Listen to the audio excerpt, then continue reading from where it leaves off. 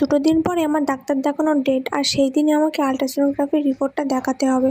সবাই বলছে রিপোর্টটা দেখেই আমাকে ডাক্তার ডেট দিয়ে দেবে সিজারের জন্য। সেটাই যদি হয়ে থাকে না, তাহলে আর 15 দিন বা 1 মাসের মধ্যে আমার কোলে আমার সোনা থাকবে। এই সব কিছুর মধ্যে যেটার জন্য সবথেকে বেশি মন খারাপ হচ্ছে সেটা হচ্ছে আমার হাজব্যান্ড এখন আমার পাশে নেই। এই পুরো প্রেগনেন্সি জার্নিতে ওকে আমি ঠিকভাবে পাশেই পাইনি। হ্যাঁ, ফোনে কথা হয়েছে, তবুও মানুষটার সাথে থাকলে হয়তো আমার জার্নিটা কিছুটা সহজ হতো। এখন শুধু মনে হচ্ছে দিনগুলো যত তাড়াতাড়ি যায় তত ভালো, কারণ লাস্টের দিকে এসে আমার সত্যি ভীষণ কষ্ট হচ্ছে। সবথেকে বেশি কষ্ট হয় শুতে, যেন নিঃশ্বাস নিতেও কষ্ট, আর এপাশ থেকে ওপাশ ফিরতে গেলে তো জীবনটা যেন বেরিয়ে যাচ্ছে। মা সকালবেলা সেদিন মাঠে গিয়েছিল আর সিদ্ধ ভাত করেছিল, আর আমাকে বলেছিল একটু বেগুনটা ভাজা করিস। তো বেগুন কাটতে গিয়ে দেখি সব বেগুনই প্রায় পোকা। তারপর 5-4 দিয়ে এই যে এটুকু হয়েছে একটা বেগুন থেকে, তা বেগুনটা ভাজা করেছিলাম।